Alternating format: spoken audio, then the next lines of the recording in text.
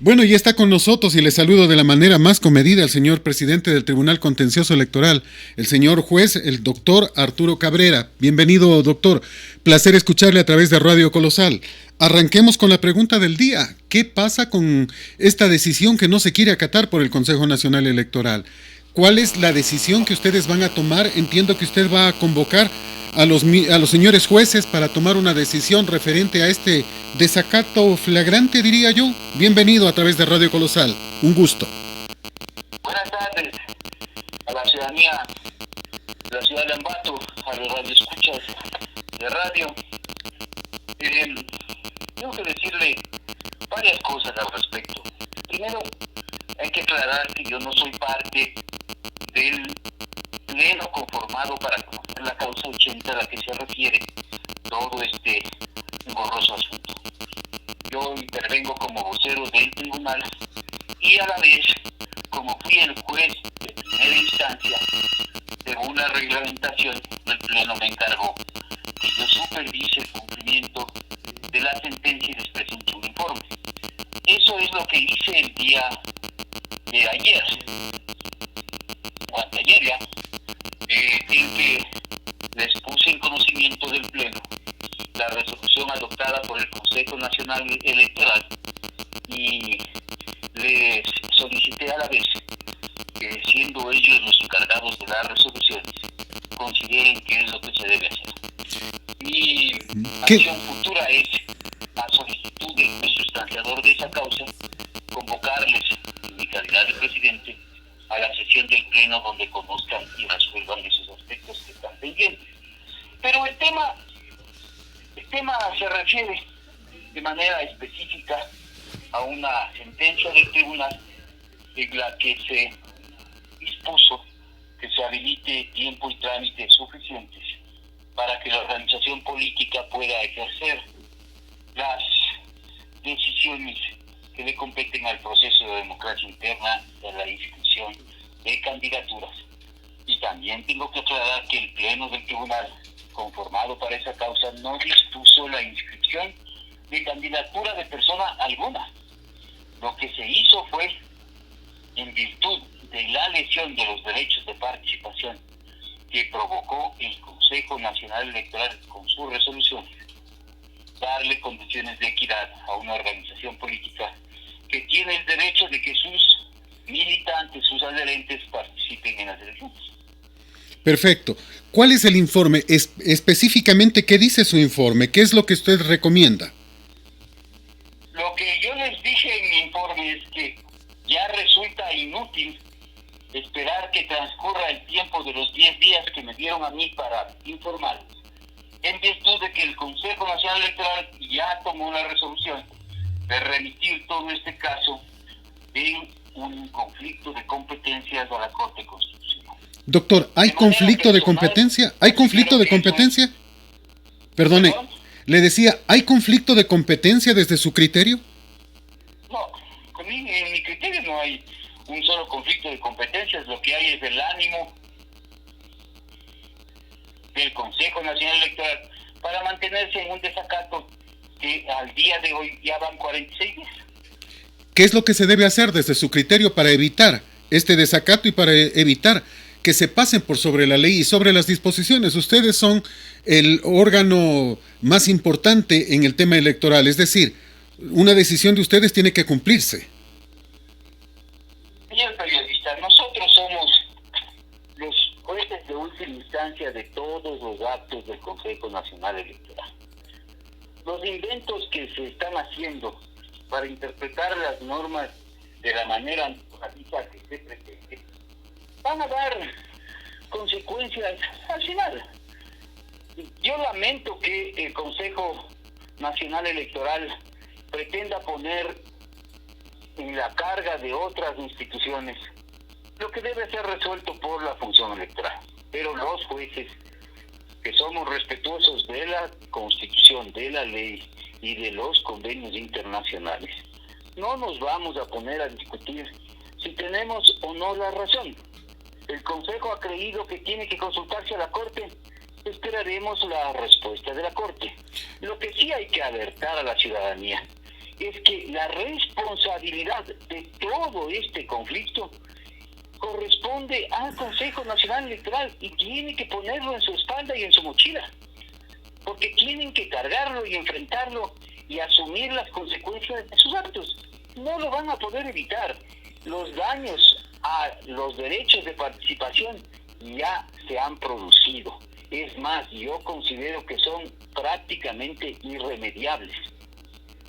Ahora, doctor, Han sido el pretexto para intentar inclusive la pretensión absurda e ilegal de postergar las elecciones, asunto sobre el que yo insisto, no hay una sola razón para postergar las elecciones, para trasladar el día de la votación o para alterar el calendario electoral. No hay una sola razón, eso es ilegal. doctor, insisto en cambio yo en este tema. ¿Por qué? Ya hemos visto hoy a Carlos Aguiñaga, que apareció en pantalla, hemos visto a Enrique Pita y hemos visto a otros que les están echando la culpa a ustedes, porque dicen que son ustedes los que pretenden cambiar las fechas. Pero que me expliquen dónde se cambian las fechas. Mire, lo peor que puede pasar por parte de los generadores de opinión, de los actores políticos y de los operadores políticos, es emitir pronunciamientos sin conocer la norma o sin haber leído la sentencia. Yo les invito a que busquen en la página web del tribunal la sentencia de la causa 80, que es absolutamente fácil de encontrar, y léanla y vayan a ver si es que ahí se dice que se tienen que modificar las fechas del calendario electoral. Eso es falso, totalmente falso. El problema es que ellos han ignorado durante 46 días esta disposición y prácticamente ahora pretenden decir que ya no hay tiempo, de que ya no se puede hacer y que por lo tanto... Le decía que pretenden decir que ya no hay tiempo. Han ignorado durante 46 días la disposición suya o del Tribunal Contencioso Electoral y ahora dicen que no hay tiempo y entonces que tendría que cambiarse los plazos y que ustedes serían los responsables porque están ordenando algo fuera de tiempo. Sí, pero eso que ellos quieren que resuelva la Corte, que lo resuelva la Corte, que analice y que diga si el pretexto de mover los plazos que corresponde al tribunal o a quien ve impotente porque se comieron, se feriaron, se rifaron 46 días en que debieron haber cumplido la sentencia. Si lo habrían hecho en las fechas que correspondían, todos los procesos de democracia interna, de notificación a las organizaciones políticas, de objeción, de impugnación y de apelación al tribunal ya estarían resueltos. Y ahora pretenden, no sé si el Consejo o los operadores políticos, entregarle al tribunal algo que más bien nosotros estamos corrigiendo. Pero eso no es sometido a discusión por parte de los jueces. Doctor. Yo les recuerdo que la sentencia de esa causa ya está dictada y ya está ejecutoriada. Doctor, me quedo pensando en un tema. Me parece que usted, precisamente ya antes, envió un documento de consulta a la Corte Constitucional y la Corte Constitucional le devolvió el documento reiterando de que ustedes son los que tienen la competencia. ¿Cree usted que puede cambiar de criterio la Corte Constitucional? Lo que sucede es que mi consulta era en otro caso, era en otra causa. No se refería al movimiento Justicia Social, sino se refería a la aplicación que, en mi criterio, es violatoria de la Constitución y por tal carente de eficacia jurídica, sobre la aplicación de una disposición transitoria del reglamento de inscripción de candidatura. De acuerdo, pero ahí ya le dijeron... sí, el tema era diferente, pero ya la Corte Constitucional reiteró que ustedes son los que tienen la última palabra en este tema electoral. A eso me refería, ¿no? Sí, pero como ya he manifestado, los jueces del tribunal somos absolutamente respetuosos de las instituciones y las decisiones de las autoridades competentes. No nos corresponde ni adelantar el pronunciamiento de la Corte, que no lo conocemos, les corresponde a los magistrados de la Corte Constitucional, primero a los de la Sala de Admisión, decidir si aceptan o no. Lo único que el tribunal, de manera comedida, respetuosa, le solicita a la Corte es que si ya le presentaron la solicitud para dirimir la competencia, que por cierto no ha sido presentada, la decisión, que por cualquiera que esa sea, pero que se conduelan de la realidad del proceso electoral. Mire, solo quiero hacer notar algo de manera respetuosa. Cuando yo hice la consulta, la Corte se demoró en contestarnos, decidió al final inadmitirnos, publicaron la resolución en la página web y se demoraron 24 días en notificarme. O sea, más allá del tiempo que se demoraron en resolver, solo en notificarme, se demoraron 24 días. Yo tuve que hablar directamente con uno de los asesores del señor presidente de la Corte y a la vez poner un escrito que ingresé en la Corte solicitando que me notifiquen porque estamos en proceso electoral. Habían pasado 24 días desde que adoptaron la decisión y ni siquiera me devolvían el original del expediente que ellos tenían. Entonces, seguramente, con todos los derechos, la normativa, las regulaciones internas y la reglamentación que tiene la Corte para atender sus procesos, ellos decidirán cuándo crean oportuno resolver. El problema es que la iniciativa que nace del Consejo Nacional Electoral causa un caos. Que son ellos los llamados a explicar cuáles son los efectos que quieren hacer. Nosotros estamos trabajando, los procesos se están cumpliendo, el calendario electoral no ha sido respetado. Yo insisto, no existe una sola razón para mover la fecha de las elecciones. Es ilegal, es causa de nulidad del proceso electoral y es infracción electoral, otra infracción electoral diferente, de carácter muy grave, que tendrán que enfrentar quienes tomen la decisión de mover la fecha de las elecciones. Ahora, sin embargo, con la demora que es previsible en la Corte Constitucional, lo que va a ocurrir es precisamente que al final dirán ya no hay tiempo ni para primarias ni para la inscripción de otro candidato y se habrán saltado la disposición de ustedes. ¿Pueden hacerlo? ¿Ustedes van a permitir que se haga aquello? Lo que sucede es que nosotros no podemos tomarnos la justicia por propia mano. Pueden destituirlos. Tenemos que respetar más que nadie los debidos procesos. Las consecuencias de los actos en los que están incurriendo los señores vocales del Consejo Nacional Electoral deberán ser asumidos por ellos de acuerdo con las resoluciones que tomen las autoridades competentes, porque no solo es un tema electoral, el desacato también es un delito penal y ahí tienen que pronunciarse las autoridades. No escuchar de nadie. Reitero, ustedes sin embargo tienen la herramienta de la destitución y lo pueden hacer. Y tengo entendido que hoy Silka Sánchez presentó este pedido. Mire, es que nos estamos olvidando de algo. El juzgamiento de las infracciones electorales muy graves, tienen que cumplir un procedimiento con las garantías del debido proceso y el legítimo derecho a la defensa. Solo después de agotar ese procedimiento, nosotros podemos tomar una resolución sobre la aplicación de una sanción si se encuentran nexos de responsabilidad para una u otra persona.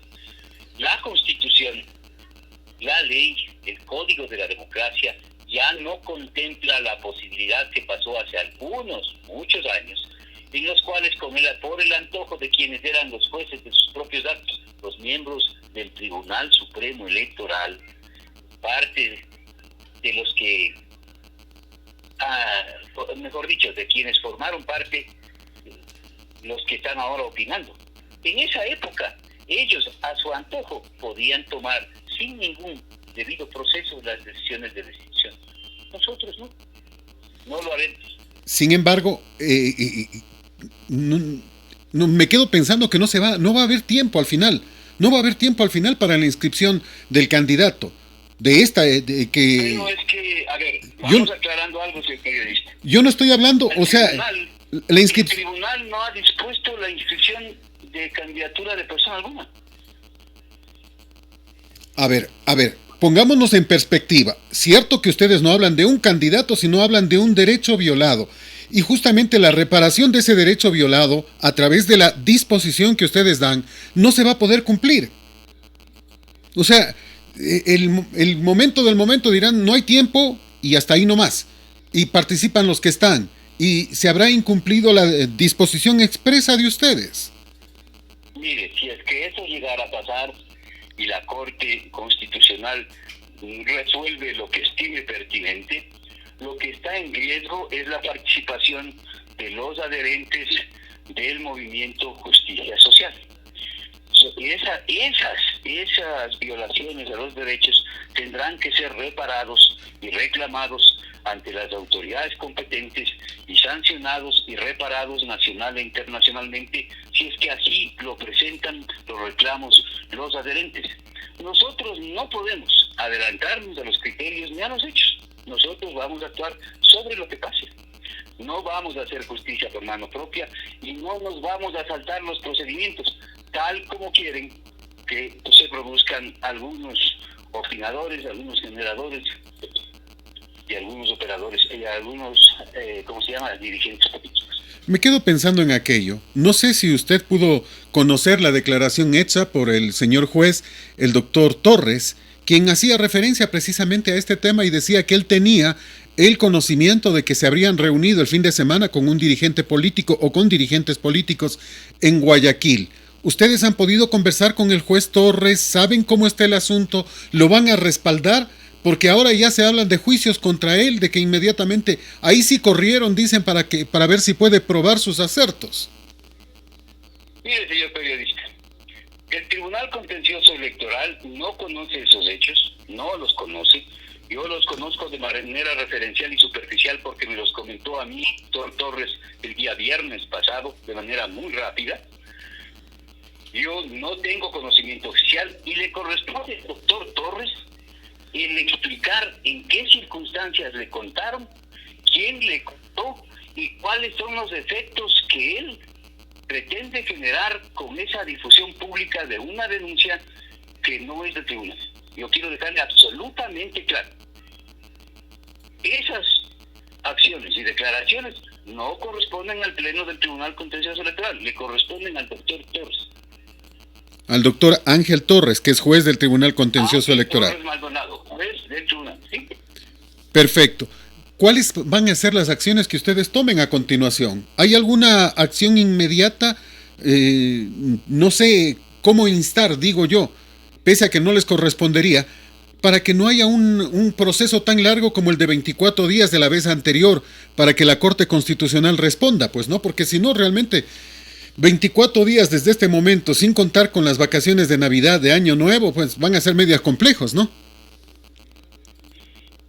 Mire, nosotros lo que vamos a hacer, cuando me solicite el juez sustanciador, que es el doctor Ángel Torres, yo procederé a convocar sesión del Pleno para que se adopten las resoluciones que el Pleno confirmado para esa causa tenga que considerar.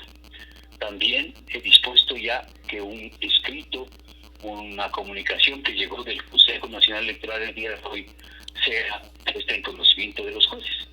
Y con todo eso se adoptarán las decisiones que correspondan. No podemos adelantarnos, señor periodista, a lo que vaya a hacer la Corte.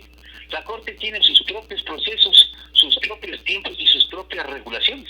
Y al igual que yo me molesto cuando alguien pretende imponerme o quieren obligarme o influenciarme o ejercer presión sobre tiempos de resolución y la forma de resolución y las decisiones del tribunal, me incomodo y molesto, no les permito. Yo no voy a caer en eso con la Corte, sería ilógico. Yo decía, por la calidad de emergente que tiene esta situación, solicitar en lo posible agilidad en el manejo, no influenciar, no pedirles nada, sino que si es posible le den un tratamiento ágil, nada más. Señor periodista, la convocatoria de elecciones es pública, está publicada en el registro oficial. Todos los ciudadanos de la República sabemos que estamos en un proceso de elecciones. No se debe presumir. Es de público conocimiento. Ahora, yo no le voy a presionar a la Corte Constitucional. No tengo por qué hacerlo, no está en el ánimo, no nos corresponde y no vamos a caer en lo que nosotros criticamos. Yo no recibo ni siquiera llamadas de las partes procesales. No acepto nunca reunirme porque está prohibido. Correcto. Eso es lo conveniente para poder obrar con independencia. Me parece bien. Doctor, he escuchado en las últimas horas, se me ha dicho de que se acaban de acordar de que se está violando la presencia de Diana Tamaín y del señor José Cabrera Zurita, viola las disposiciones del artículo 210, literal 3, que dice que los funcionarios, que las personas que han ejercido la calidad de consejeros, no pueden reelegirse. Y la señora Tamaín fue vicepresidenta del del Consejo Nacional Electoral que presidía el señor Gustavo Vega. Es decir, ella no podía estar allí. El señor Cabrera también fue parte de esta entidad, por lo tanto, no podían reelegirse. Parece que se acaban de acordar de este tema. Tienen que presentarlo con los sustentos correspondientes, entiendo, para que usted pueda resolver sobre ese tema, o estamos extemporáneos en eso. Pero es que no me corresponde resolverlo a mí, ¿Ya? ni al tribunal. La designación de las autoridades de control son facultades privativas del Consejo de Participación Ciudadana. Y les recuerdo comedidamente que el país tuvo un periodo de transición en que se conformó un consejo presidido por el doctor Julio César Trujillo, que es el que tomó las decisiones. Más allá de que nos gusten o no, yo no voy a juzgar, no me corresponde juzgar la legalidad de varias de las decisiones que tomaron ellos. Y es a ellos a quienes les corresponde responder, y a las inquietudes que se formulen cualquiera de las personas que crea que tiene que reclamar. En este país, cualquier persona puede acudir ante cualquier autoridad y solicitar cualquier cosa. Es parte de un derecho constitucional previsto en la Constitución y que todos los servidores públicos estamos obligados a garantizar, a pesar de que no nos guste, así como nos están haciendo a nosotros. El Consejo Nacional Electoral decidió consultarle a la Corte, trasladarle allá para que ellos resuelvan. Lejos de mi opinión personal, es la Corte la que tiene que responder. Ok, esperemos entonces a ver qué dice la Corte, pero me quedo pensando en algunos temas, porque este no es el primer inconveniente que tienen con los consejeros ustedes. Y al final lo que se pretende decir es que ustedes son los malos de la película, ¿no? Por ejemplo, en el caso Bucarán, la culpa no es de ellos, es culpa de ustedes de que esté participando supuestamente. ¿Cuánto hay de verdad en todo esto? Pero es que no es verdad, señor periodista. Mire, con todo respeto a la ciudadanía y a su radio escuchen.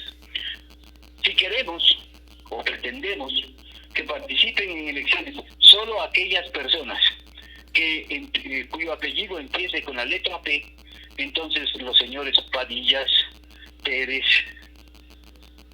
serán los candidatos. Y eso va en contra de la Constitución y de la ley. La Constitución en el artículo 113 y el Código de la Democracia en el artículo 96 establecen cuáles son las inhabilidades y los impedimentos para ser candidatos.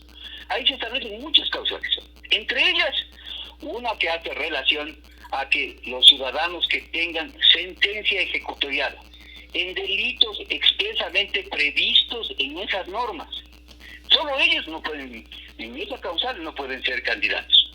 Ese no es el caso del señor Bucarán.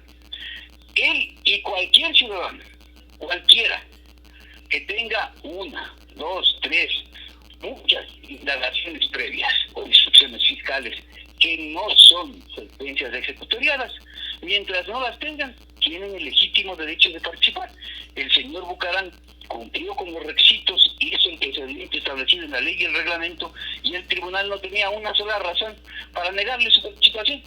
Circunstancias que en cambio CNE sí, pero nos quedamos pensando en estos temas.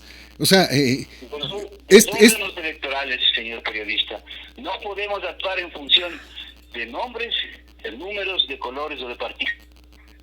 Tenemos que, al menos los jueces electorales, nuestra misión es garantizar los derechos de participación y vigilar que los resultados sean el fiel reflejo de la voluntad popular. Así no le guste a mucha gente. Antes estuvieron acostumbrados a aquellos que eran jueces de sus propios actos, aquellos miembros del Tribunal Supremo Electoral que daban resoluciones y ellas mismas las revisaban, liberándose de todas las culpas. Eso ya cambió, la República ya cambió. La función electoral está conformada por dos órganos, el uno que controla la operatividad de las elecciones y el otro que hace el control jurisdiccional de todas las resoluciones que adopta el Consejo Nacional Electoral. Entonces, Más allá del gusto o del disgusto de las sentencias por parte de las personas, tienen que cumplirlas. Perfecto, no, eso es correcto, correcto. Sabía tampoco. Yo tengo que rendir cuentas de mis actos, tengo que asumir con responsabilidad las decisiones, las omisiones y las resoluciones que tomo. Bien, doctor, me queda un par de inquietudes. Tengo entendido que un año antes no se puede mover el reglamento de elecciones. Pero, ¿qué significa eso frente a lo que están diciendo? El señor Pita sugiere que votemos de acuerdo al número de la cédula. Es decir, que en vez de tener, como dice la ley, desde las 7 de la mañana hasta las 17 horas, 5 de la tarde, esta jornada para poder ejercer nuestro derecho a votar, nos pretenden poner media hora, una hora, exclusiva para que votemos los que tenemos el número tal o el número o otro número. ¿Eso está en ley? ¿Pueden hacerlo? ¿O pueden decir, como dice la señora Tamaín, que podríamos votar durante 3 días, poniendo como pretexto a la pandemia? ¿Pueden hacer eso que no está en la ley? Mire, los ciudadanos del país pueden proponer cualquier cosa. El tema está en que las propuestas estén apegadas a la Constitución y a la ley, de los hechos. Modificar los días de votación de 1 a 3 es ilegal. Establecer horarios de votación de manera obligatoria según el número de la cédula es ilegal, que restringe el derecho del ejercicio del sufragio. La ley y la Constitución establecen, la ley especialmente, el Código de la Democracia, que la votación empieza a las 7 y se termina a las 5, punto. Perdón por lo que voy a decir, pero al interior del órgano administrativo electoral hay algunos vendedores de humo a los que no hay que hacerles caso. El problema es que esos vendedores de humo parece que tienen micrófono propio y se les hace fácil echar la culpa a otros, ¿no? Sí, pero yo insisto, la mejor forma de evitar la transgresión legal es leyendo las disposiciones de la ley, leyendo la Constitución y leyendo la resolución de la sentencia.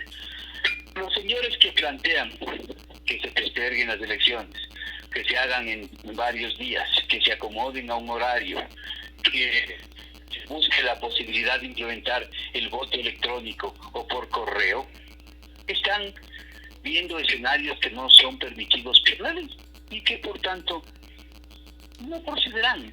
Miren, servidores electorales, lo que menos podemos hacer es poner obstáculos al ejercicio del sufragio. Es nuestra obligación garantizarlo. Entonces, cualquier propuesta desesperada, antojadiza que se presente, tiene que ser tramitada de conformidad con la ley. No podemos generar nulidades en los procesos electorales. No podemos. Hago una siguiente pregunta. El interés superior de la nación, de la república, es que se hagan las elecciones. Yo no sé cuál es la intencionalidad de aquellos grupos, operadores políticos, generadores de opinión y actores políticos. No sé cuál es el resultado que buscan sembrando la posibilidad de un caos. Yo, desde mi visión, como vocero del Tribunal Contencioso Electoral, le afirmo nuevamente, no existe una sola razón para modificar el calendario electoral, para cambiar la fecha de las elecciones y para restringir el derecho a sufragio. Importante lo que usted acaba de mencionar y lo vamos a remarcar. Me quedo con otra inquietud. ¿Podía la presidenta del Consejo Nacional Electoral cambiar la ley? Porque la ley dice que se inscribirán los candidatos, dice además que no podrán contratar publicidad con medios de comunicación y que esa publicidad la realizará el Consejo Nacional Electoral por 45 días. La señora ha dicho que hay que hacer ahorros y que ya no van a ser 45 días, sino 35 días. ¿Es eso legal? A ver, yo no conozco esa declaración, no la he visto, pero el periodo de duración de la campaña electoral está previsto en la ley. La convocatoria a elecciones, que le pido por favor que revise, tiene varios requisitos que tienen que cumplirse a rajatabla. En la convocatoria consta el día de la elección, del periodo de sufragio, el periodo de la campaña, la fecha de la segunda vuelta. Son requisitos que están en la propia convocatoria, no pueden ser modificados. Ahora bien, sobre la campaña. Los gastos de campaña, tiene que la ciudadanía entender que el Consejo Nacional Electoral no le entrega un solo centavo a organización política alguna, ni a ningún candidato. No se les entrega un solo centavo. Lo que se hace es pagarles directamente a los medios de comunicación para que asignen los tiempos pertinentes para las pautas de campaña electoral. Es decir, ese dinero no va a las manos de ninguno de los candidatos, de ninguno. Y lo único que pretende esa disposición legal es garantizar términos de equidad para la inversión en campaña electoral. Las distorsiones que puedan hacerse al respecto, insisto, generan responsabilidades que tienen que ser asumidas por quienes ya no votan. Importante esa declaración, porque yo le sigo escuchando, por ejemplo, al señor Pita, que sigue hablando de la regulación en redes sociales. Pero hablamos de regulación, pero no regulamos nada, pues. O sea, tengo problemas, no lo escuché. ¿Que el señor Pita pretende qué? Regular el manejo de redes sociales, la contratación de redes sociales, pero solo está hablando, pues. Pero no se está haciendo nada, porque ya hay muchos candidatos que están en una campaña franca, en una campaña abierta, y parece que no hay ningún control. Es que, señor periodista, mire, en eso yo no voy a ser cerrado para no aceptar una circunstancia que a lo mejor es la base de la declaración del ingeniero Pita. Y digo a lo mejor porque a mí no me consta. En el Ecuador regula la utilización de medios de comunicación, prensa escrita, radio, televisión y vallas publicitarias. Desde hace varios años existe una protección mediante una resolución de la Corte Constitucional que estableció que las redes sociales no son objeto de regulación. Puede parecernos lo que quiera, nos puede gustar o no. A mí en lo personal no me agrada, pero esa es una resolución de un órgano competente que hay que respetar. Por tanto, no solo por la resolución de la Corte Constitucional no hay cómo controlar las redes sociales, sino que operativamente no es posible, y se lo quiero graficar.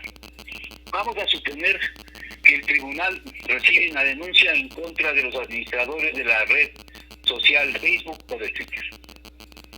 ¿Cómo le someto yo a la jurisdicción ecuatoriana a los directivos y representantes legales de una empresa internacional que no está domiciliada en el Ecuador para que venga y responda por lo que nosotros consideramos que es una infracción? No puedo. Correcto. Segundo, no se puede. Segundo, lo que está pasando, porque no es un tema que ha surgido en estos meses, y sido parte de reuniones de varios grupos de expertos electorales en donde hemos analizado este tema. Y la conclusión que todos llegamos es que desafortunadamente las legislaciones nacionales resultan ineficaces para regular la actividad de las redes sociales.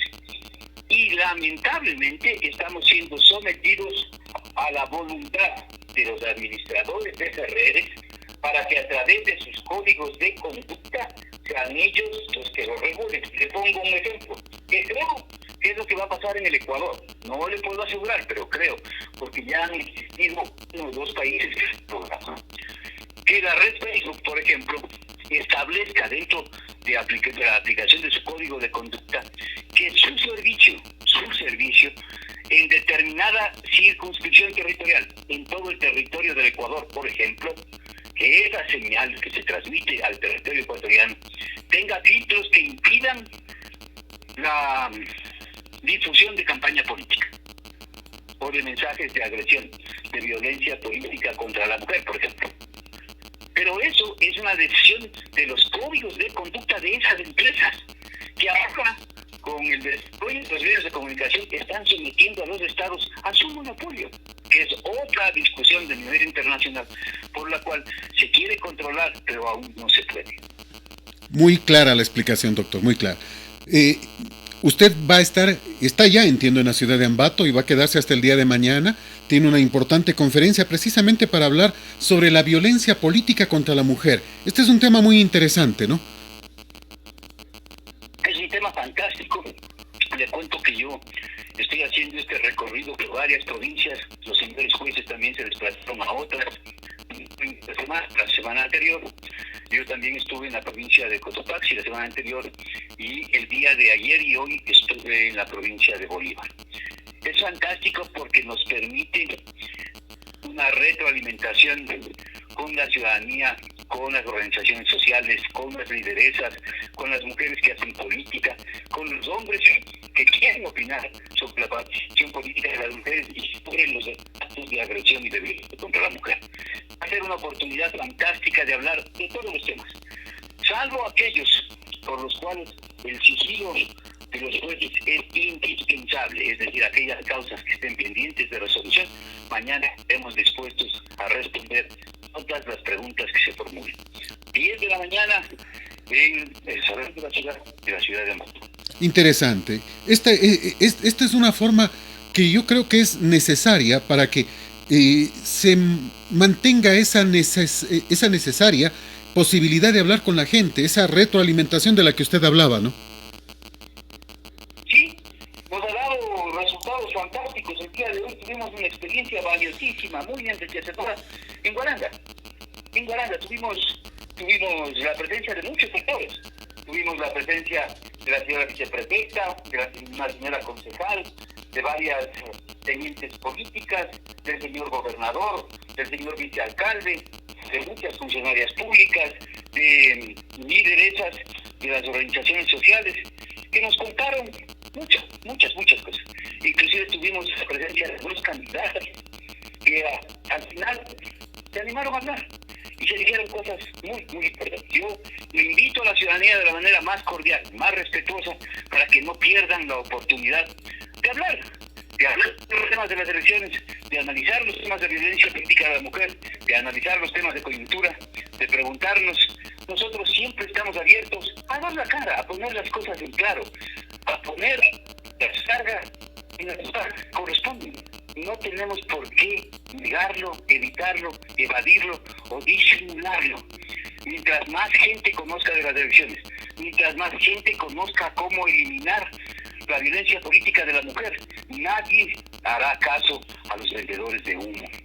Y eso es lo que nosotros queremos hacer: difundir los derechos, la participación, la normativa y las garantías del debido proceso para que las elecciones se lleven en un clima de paz, de serenidad, de transparencia, y que sean el fiel reflejo de la voluntad popular. Ojalá que sí, doctor. Nos dijeron 40 minutos, estamos en 40 minutos. Yo quiero aprovechar para agradecerle. Siempre es un gusto platicar con usted. Y las puertas del tribunal siempre están abiertas, señor periodista. Nosotros no evadimos ni nuestras responsabilidades ni nuestras funciones.